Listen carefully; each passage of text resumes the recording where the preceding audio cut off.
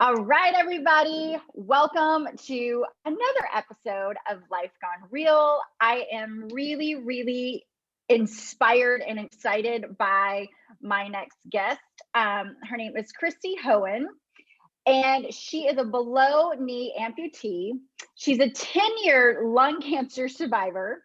She strives to be an inspiration by being her authentic self, which is one of the reasons why I have fallen in love with her. She's known as the table grilling lady, having developed a new way to cook and entertain that turns dinner time into fun for family and friends.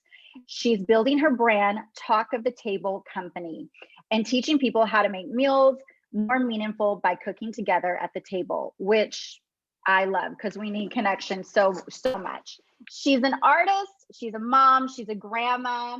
She's getting her prosthetics, and she'll be walking soon after 15 years. That's amazing. I'm so excited. You guys can follow her journey as she gets back to walking. And another thing she's doing in this amazing life of hers, she's training for her very first 5K wheelchair race. And you can follow her with hashtag Team Christi on Facebook and Instagram.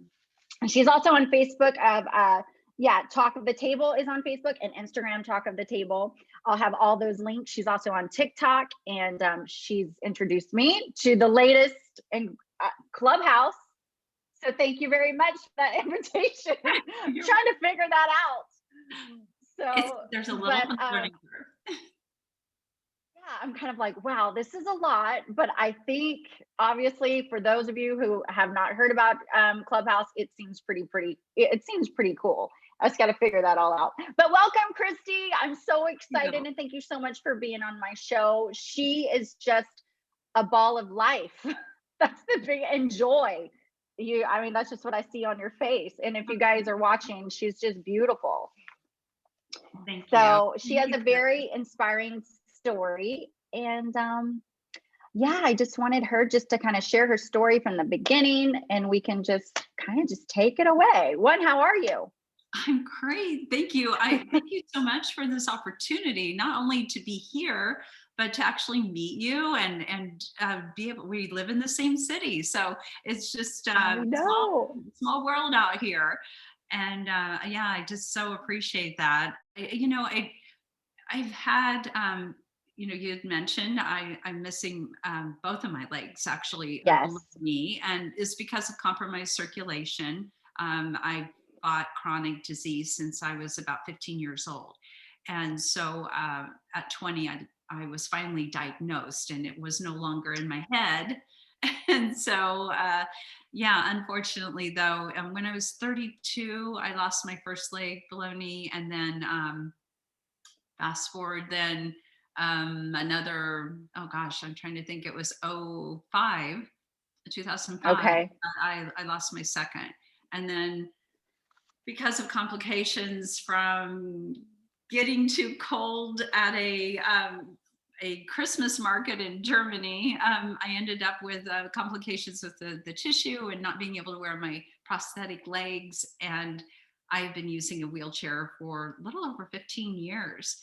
And but doing everything I need and want to do, basically. It was just doing it without pain. And that was, for me, that's always the thing, right? Is just quality of life is the most important thing that we could ever have. So you had, just going back, so whenever you were a teenager, were you in pain then? Is that when you started to feel pain? Yeah, here I was 15, and I was having extreme fatigue and generalized kind of pain, joint pain. I'd have gastric troubles. I was having a bunch of diverse kind of symptoms. And we went to the doctor, and every single doctor that we went to said there was nothing wrong with me. They thought that I was just having mental stress, and that I needed to go to the psychiatrist and not the doctor. And so it was crazy. I mean, those are your formative years, right? And Right. I remember lying there one morning, hurting so badly, and just thinking, okay, everybody feels like this. This is just part of how everybody feels, but some reason I can't deal with it. And I really thought that it was something I was mentally, blocking or whatever in my mind, that I was unable to get out of bed. And so, Wow. yeah, that's heavy for a 15-year-old, right? And Yeah, I mean, my daughter's 15 right right. now. So I'm Can you comparing, imagine? I went there. I'm like, what? No, I can't. Yeah, and I can Wow. understand in a way, my parents, doing due diligence, right, and taking me to doctors, and all of them saying the same thing, that there's nothing wrong with you. That there's a point where you're like, well, shit, what's wrong with this kid? you know, Right. like, Wow. don't be lazy. I was labeled as lazy. I was labeled as complaining. Um, my dad, unfortunately, he was an alcoholic, and he would say, "Oh, what's wrong with you today?" Those kind of messages that you would get, which, Mm. looking at that in the frame of a little girl, because you still are a little girl at 15. Oh Those yeah. messages, what is wrong with you today? And understanding how exasperated they were with me. When I was 17, I it got worse. Of course, there was more complaints, more excuse me, more Yeah. problems dealing with all of it. So I had, I had problems with my circulation. My fingers would turn bright blue, and we didn't know what was going on. And when I was 17, my mom had finally said, "Well, we're going to. The doctor wants to put you in the hospital for a observation, and we're going to run a bunch of tests, and we're going to find out what's wrong with you." And you can't imagine how excited I was for this. I was just preparing. She said, "Yeah, the doctor said I'd probably be in about a week, and they would run all these tests." And I was so looking forward to it. And a Yeah. 17-year-old, if you can imagine.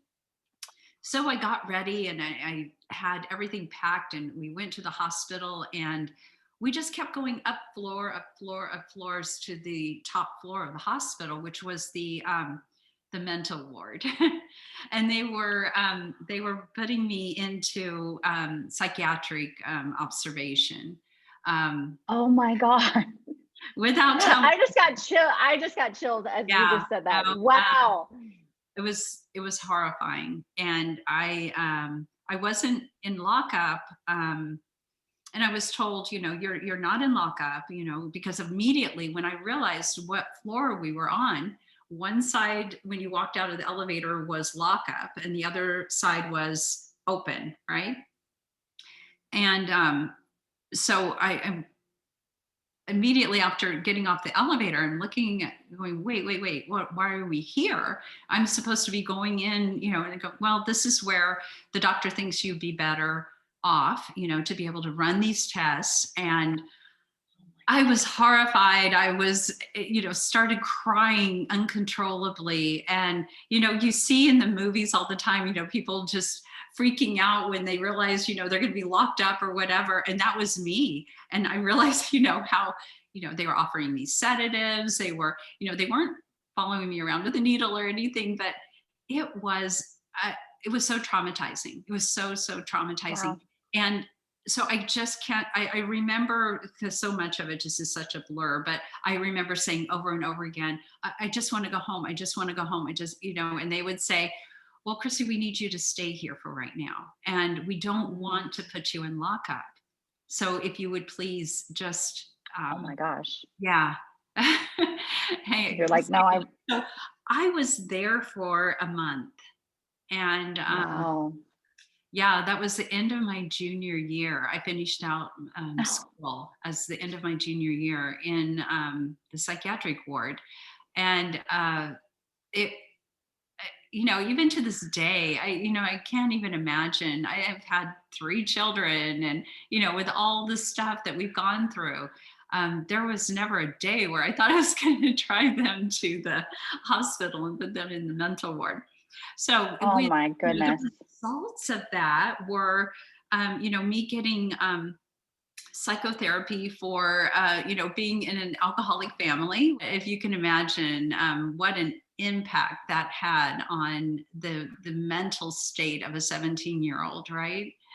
Oh, I know. I really can't imagine. And I'm just thinking, because I do have a daughter who's that age. Mhm. I mean, so 15, she's going to, I can't imagine. Well, and then then in your 20s is when you got diagnosed with. Now, when I was 20 years old, right? And I had Okay. when I was 19, we had a lake house, and we had all been out there for the first weekend, a Memorial weekend of the year. And I had bumped my ankle on the ankle bone against the chair. And the pain was so excruciating that it made me nauseous. And I looked down and I realized I had a blister on my ankle. And because it was the first weekend out there, we kind of assumed that it was a brown spider bite. And so I started getting treatment as if it were a brown spider bite. And it was, I did whirlpool therapy, and they had me on different antibiotics and different kinds of treatment, and nothing was really helping with it. And it, was a small a blister that kept getting a little bit bigger, and it was about the size of a quarter, but the pain was just excruciating. And we didn't know exactly, how to get this healed. They did different oxygen therapies and things like that.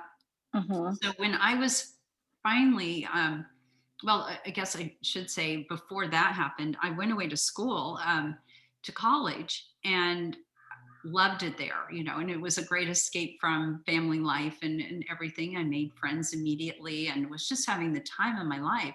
And all of a sudden, my pain became so excruciating in my hips that I wasn't sleeping through the night.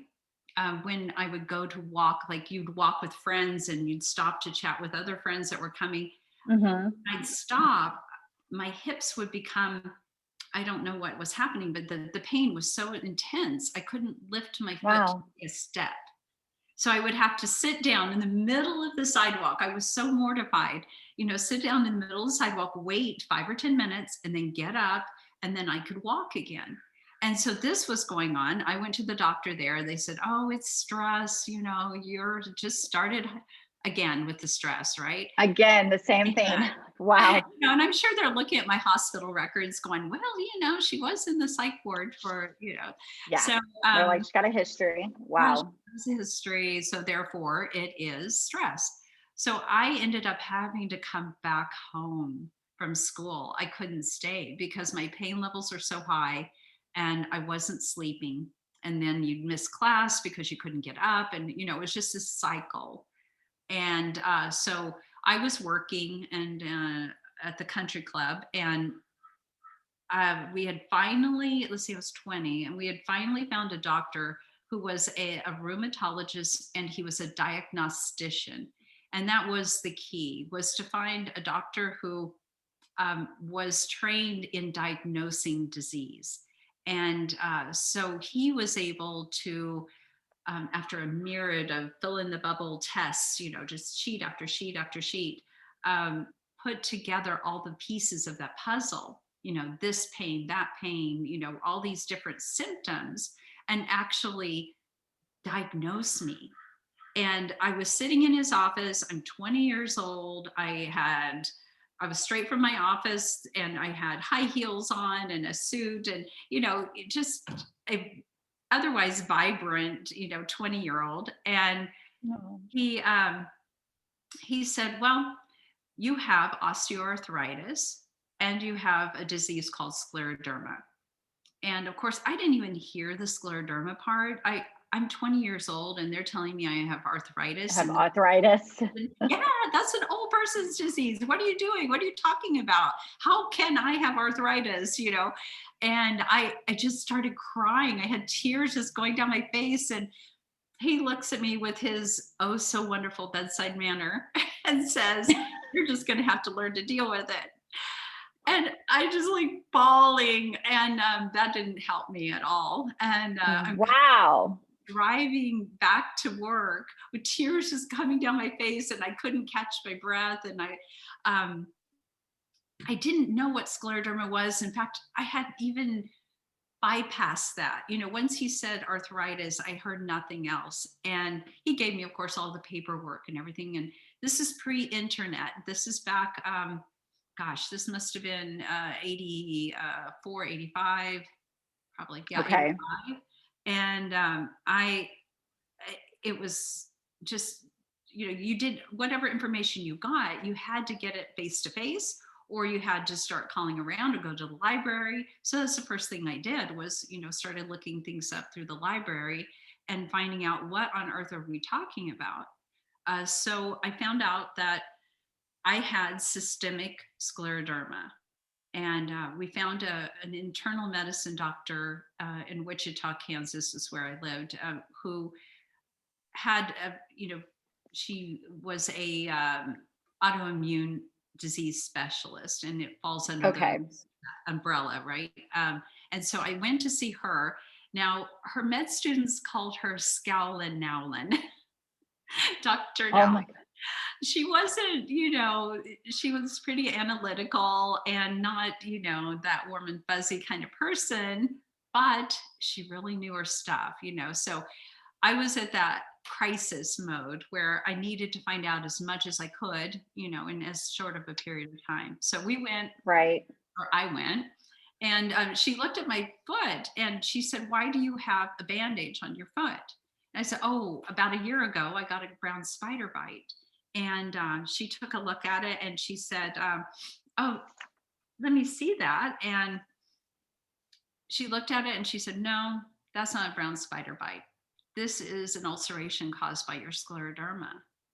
And Wow. yeah, I had been, completely unaware, that it could be related to it. And so scleroderma, systemic scleroderma, is scleroderma itself is an overproduction of collagen in your system. And so it encases your internal organs in scar tissue type. Yeah. So Wow. my lungs, it was already hit my lungs, my esophagus, my heart, a little bit of my kidneys. And I was 20 years old and I wasn't expected to live past 26 or 27. Wow. Yeah. And so then you have different skeletal, things. It changed this part of my face. And, I had hardening of my skin. And a lot of times people develop contractures where they're unable to open their fists. And that Okay. was kind of the road that I was heading toward. And, it was terrifying, just absolutely terrifying. The first medication they put me on was penicillamine, which is really a very strong, terrible drug. For some it was life-saving, but for me, I had every symptom or every side effect, I should say, from it. So that Okay. was not an option for me. I chose to fight all of it homeopathically, because Okay. I don't take uh, any medications very easily, and I know my body, and I knew that there was no way I was going to be able to take a medication that the side effects are worse than the disease. And I just felt so strongly that I wouldn't live if I was going to be on these drugs. And so I Wow. opted not to take them. So Wow. I think that's saved And my life, and just being more health conscious and aware, and even back right. at that time. Back Um, then, yeah, I was like, you were like really aware of your kind of going with your gut, your intuition, just like you said, it's like sometimes our body, I mean, we know all right, something, right. it's like you can feel it. So wow, that's oh my gosh. So when was I mean, real quick, as far as because that was when you're in your 20s. Yeah, I was And then how long, I and you ended don't up have to say, getting a because you had ton. like 12, didn't you say you had like 12 surgeries or something Yeah. before? So, well, what happened was I ended up, I became a single mom, And Okay. and when I told you and I were talking, and I said, my baby son saved my life twice. Yes. And the first time he saved my life was when I found out I was pregnant. Because Okay. up until that point, if you can imagine, here I was 20, pushing into 21, and I just, had a death wish. Basically they had said, oh yeah, you've got 6 to 7 years. And so, I'm out drinking and partying with my friends, and not taking care of myself, and, just kind of acting out, if you will, this whole thing. I'm going to be dead anyway. I might as well go out with tequila. That was kind of that was kind of where I was going with it. And no, I, of course, then stopped drinking completely when I found out I was pregnant, and, just immersed myself into being a mom. And unfortunately, my foot, though, was getting worse and worse during that time that I was pregnant. And there was no drugs, you could take or anything. And so I was just dealing with the pain with Tylenol. And Oh my goodness. trying to get through every day. But after my son was born, the ulcerations did not get a lot better. And they, in fact, got much worse. And so he was about, it was May before he was going to turn 1 in July. And we had been on a Mother's Day weekend art fair, and my favorite thing to do. And I had spent a lot of hours on my feet walking around and visiting the vendors. It was quite warm outside, so that raises your, we have dogs. There's the dogs. Hello, doggies. Hello, doggies. Go away, doggies. Mindy, no. Mindy. Anyway, there she goes. So anyway, I'm sorry. We had, It's okay. we go, or anyway, I was over the course of the day, we spent many hours, walking around, and I was on my feet. And we ended up that night, I had lived temporarily with my parents again, and my son's crib was in my room and across the room from me. And he woke in the night for his pacifier, as he did many times. And I got up, took him his pacifier, and came back and got in bed and thought, why does everything feel wet? Everything is wet. And I pull back the covers, and in the dark, all I can see is black on my bed in my white sheets.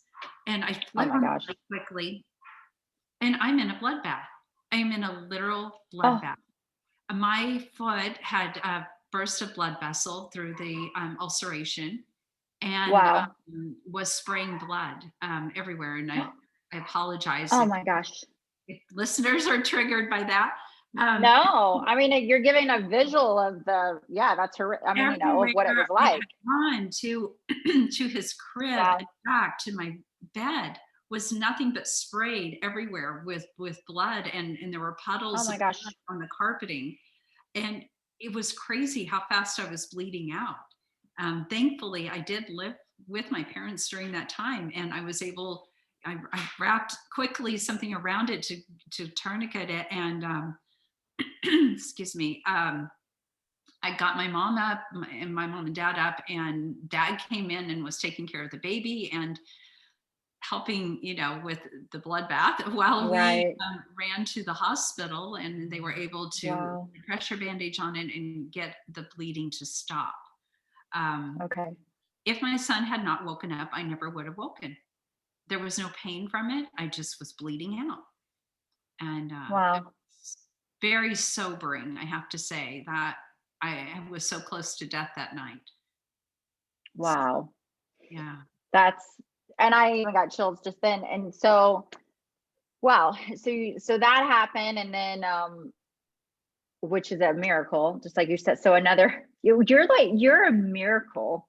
Period. Yeah, I've had you are a miracle. Right? Yes. Like full of life miracle, which is so inspiring of just your story. Cause obviously, now you did have surgery. So you lost, you can say, so you lost your leg, and then you also years later, you lost the other one, but these are your choices. So These that, weren't my and choice. say It that was this was your flawless. choice. So Yeah. yes. And say, I mean, what made you have that decision? Obviously with your first, because I guess you had gone through so many surgeries and you were like, I'm done. And you can just say that, yeah, say what you told me. I mean, I was like, wow. Yeah. I was, you know, after I fought the first foot, you know, to save it for 12 years. And I felt like Wow. I had just lost 12 years of my life doing it, because it Mm. was just a fog of debridements. I had 3 skin grafts done, multiple surgeries to try to repair the vessels. I mean, there were all these medications and antibiotics, and I had a bone infection, which can, you know, result in death if you don't get that under Right. control. And so Yeah. all of these things, meanwhile, I had opened just a glorious little boutique art and antique store in my hometown. And I we love had that. gourmet foods. We had, I mean, it was just a luscious little wonderful place that was filled with all of my artisan friends' work and some of my work. And Oh, it was that's priceless. It was just a precious, wonderful place that quickly became very, very popular. And I was so proud of it, but my foot got so bad I couldn't enjoy it. And that was the tipping point for me. I went, I can't allow that to be what, you know, is taken away from me because of this pain. And I told the doctors, I said, unless we can come up with a permanent solution, it's going to be that we amputate my foot. And, you know, because the only thing that would heal it, and it would heal, would be to be lying down with it elevated. And I don't know, I can only think of one profession in the world that you could do that all day and make money on. But it was, oh, that's the best. I can't I believe was, you did. you Oh, know, that's this so is funny. not me. I'm not the one that's going to sit there and just wait for life to pass me by. I needed to, Wow. you know, be me and my creative self and get out there. And so I did opt to have my foot amputated. And you know, Wow. it was hard to kind of, I mean, there was a funny, or not a funny, there's a really crazy story to go along with that. I had a nurse who was coming and helping me change bandages and everything. It had gotten really bad, and she and I had become friends. And she happened to work with a good friend of mine who had died in a sailplane accident many years before, who was a surgeon, and she was his nurse at different points. Anyway, she knew that we had been, you know, our families are very close, and of course, you know, he had been next to me during a lot of what I had gone through.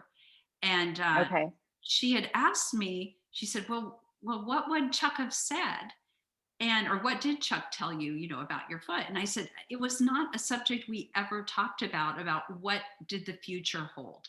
Would I eventually lose that foot? I mean, that was never a conversation of ours. Well, it just so happened that that week I was having dinner with this widow, and I didn't, and my foot was healing. My foot was healing really fast because I had been off of it completely Okay. for weeks. And I had, you know, a nurse coming in 3 times a day. I mean, that's how you could keep it shut. Anyway, I didn't want anyone to know how fast my foot was healing at that point, because I knew that would scare them. And I needed this to be a decision I made myself and not, you know, anybody else. And so during dinner, the first thing she said was, "Oh, Christi, I just hate this for you." And I said, "I understand. I hate it too." And she said, "You know, Chuck said someday this would happen."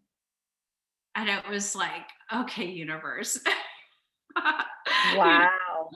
because I wanted to make sure it was the right thing to do, that I was doing the right thing when I should be doing it. And I kept thinking, are these, you know, because it was healing so quickly at that point, is this a sign that maybe this isn't the time? You know, Yeah. you don't want to make the wrong choice. And Mm. I could not get home fast enough. I called Mary and I said, well, I got my answer. Chuck just told me what was going to happen and that I am doing the right thing. And so, Wow. yeah, that was pretty crazy. And I never looked back, even though in the hospital they gave me the resistant staph. I had MRSA, and it went Wow. sick, and I nearly died from it. And that was Oh it was my like a little gosh. glitch in this my plan. I didn't lose faith in it. I just kind of put myself over to the side, until it was over, because I knew it was Okay. a really rough ride, and I had to have the initial amputation repeated. And then I was on terribly expensive IV antibiotics for 14 weeks. Ended up with it reopening during that time, and Oh my gosh. having to go through surgery again. And I never lost hope that I had done the right thing. I knew I had done the right thing.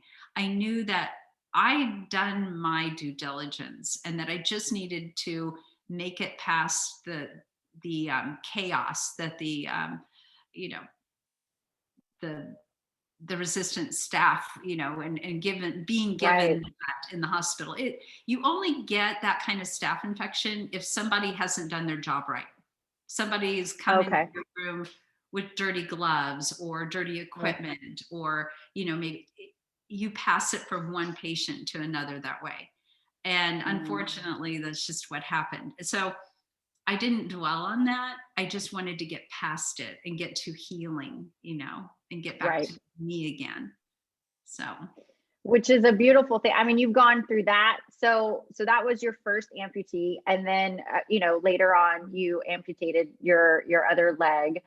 I just You've gone through so much. Honestly, you could write a book. Have you wrote a well, book? You should there's write a book. chapters in there somewhere. You should Yeah. definitely write a book just about I mean, seriously, because you're so, I look at you now and it's just so inspiring to see.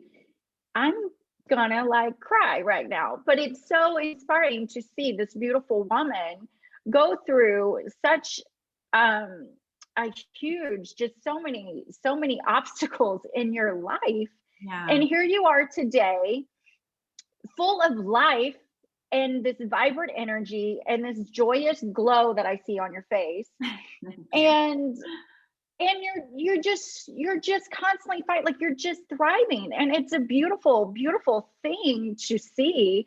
And even like what you're doing now with your new talk of the table company, which is beautiful. How I would like to, for you, if you could just share with our listeners, like how have you just been able to, I don't know, be the person you are now and just keep going, and just you have all this amazing hope and just this energy. I mean, how mentally, because it's all just like, and you and I talked about it, everything is all mental. And I mean, how have you been able to just overcome? I don't know if you can give some tips or share just a little bit I'll of tell you, of one of the pivoting points, because we had talked before, I've I'm at the end of a marriage that, okay, it wasn't a great marriage, but we have great kids from it. I got to experience, cultures and living places that I never would have Mhm. done, so there's a lot to be thankful for. But I am such a believer in all of these experiences, the good, the bad, the sad, the happy, all of it being part of a tapestry, and the Mm. tapestry that is part of who we are. And Yes. you have to embrace all of it. And the stupid, shitty, worst things that have ever happened to you are still a part of who you are. And we Mm. can't wish them away, because we'd be wishing parts of us away and parts of our lives away and people who are in it. I wouldn't be Right. here right now talking to you or doing anything with my company if it weren't for all of those experiences. And so all of that path and the tapestry and whatever you want to call it, we have to embrace it. And so I really went through a lot of forgiveness meditations. And Mm. the number one person I had to forgive right here. And, Wow. forgiving myself for hanging on to things I shouldn't have hung on to, forgiving myself for not forgiving people, forgiving people who didn't deserve to be forgiven. The enormity of that weight, I cannot even describe.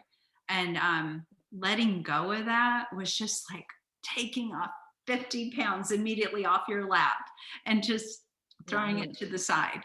It was crazy, the instant relief that it gave me. And, like anything, forgiveness or, life has ebbs and flows. Some days you feel stronger than other times, right? And you have the resilience exactly.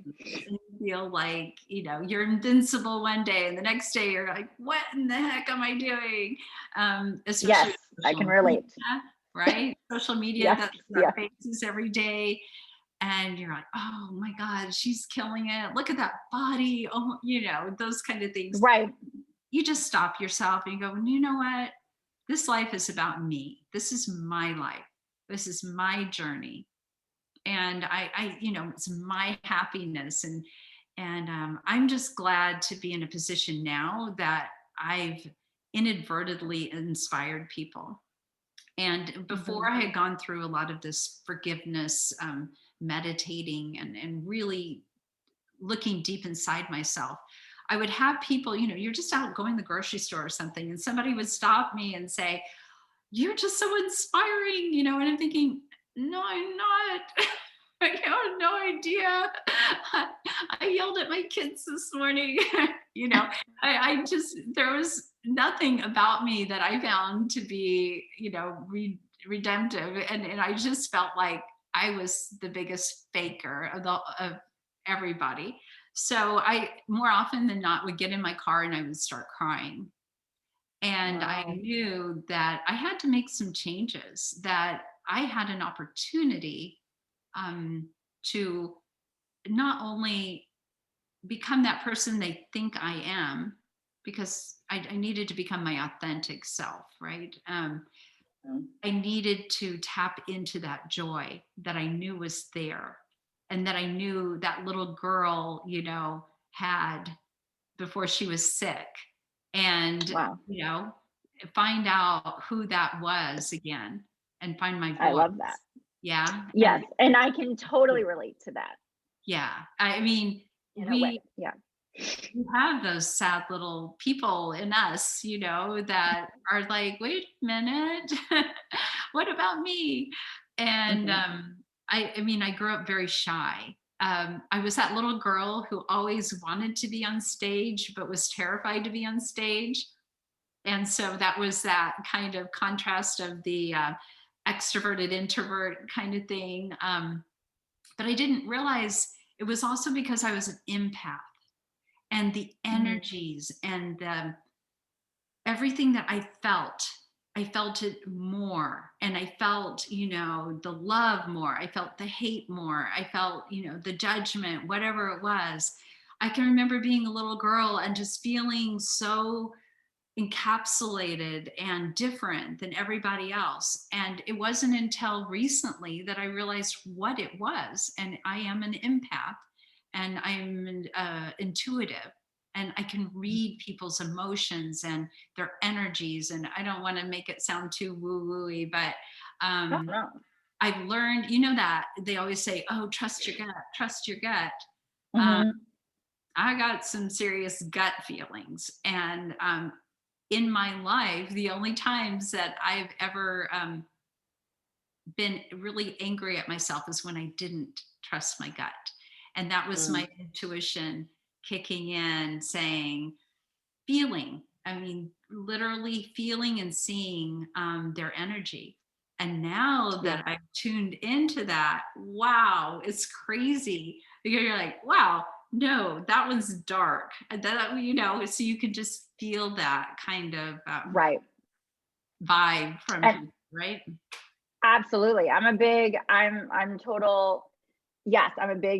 believer with energy and vibes and all of that. Like, and I can relate. And so when you just said like the little girl, going back to that, because that's even, I can relate to that of just, just my life of what I had gone through even just last year, of going back into finding who you are, and going back into finding, where is Rana? And I can relate in that way. Obviously I cannot relate until, with everybody's life, and everybody has your story is amazing. My story is amazing. Everybody has all these stories, which is one thing I love. And that was another passion of mine for Life Gone Real, was everybody's life is different.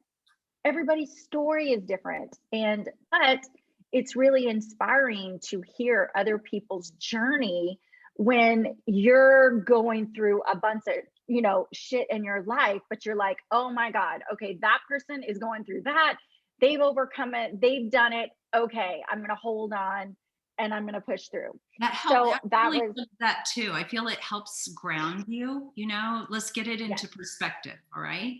I think it's important to make it your feelings, whatever it is, whatever you're going through, to validate it, never just to push it under the rug. Oh, I don't have any right to feel that way because they're going through this. No, that's not correct. Be sad about it, be stressed about it, whatever it is, but move forward from it. Maybe then you're saying, okay, they move forward, I can move forward too. And if, that kind of grounding, I think, is super important, and something that I've realized how influential I could be, for people who are going through stuff like that. Often people will say, well, I bet it's pretty rough around your house if anyone has an ailment. It's like, you didn't, it's not chopped off, you're fine, that kind of thing. And, there's times where your kids are, being a little melodramatic about something, or your husband's being melodramatic, and you're like, you're okay, you didn't die from it. But then there's other things, there's emotional stuff. I would never discount somebody, being super sad about anything or hurt. And you have to validate those feelings and never hold them up to another person to test validity, right? Right. Yes, I agree. I do agree with that. Wow. Well, I'm gonna wrap it up, but thank you seriously, Christi, for just coming on my show. I know you will be back whenever you have all your other stuff. There's more stories, but I also, you will be back when we talk more about your cooking. Guys, she is a beautiful, beautiful soul, and she's such an inspiration. Follow her on Facebook and Instagram. Matter of fact, she just made the other day, her and her daughter made this gorgeous Bloody Mary drink. And I was just like so excited about it. And I'm not a big Bloody Mary drinker, but I saw it. I was like, oh my God, that looks so amazing. But yes, guys, just totally look her up on Facebook and Instagram, Talk of the Table Company. Follow her on the hashtag Team Christi if you want to watch her journey as far as her the wheelchair racing. And I will definitely be following. So I'm just so excited you came on the show, and you will be back definitely in the future whenever you have launched all your the tabletop company, when you have launched more of your things in your business, and obviously your cookbooks and all the other things that I want to hear about and share. So thanks guys for tuning in. You guys have a wonderful day, and we will see you, or you will hear me next time, guys. All right, bye. Thanks. That's a wrap, guys. Thank you so much for joining me on Life Gone Real. Don't forget to subscribe to my podcast and YouTube channel. Definitely rate it, leave comments. I'd love to get into your lives a little. Send me some topics you'd like to talk about, or if there's anything you're possibly going through in your life. I'm so glad you're here with me on this journey. Cheers to you, and have a great day.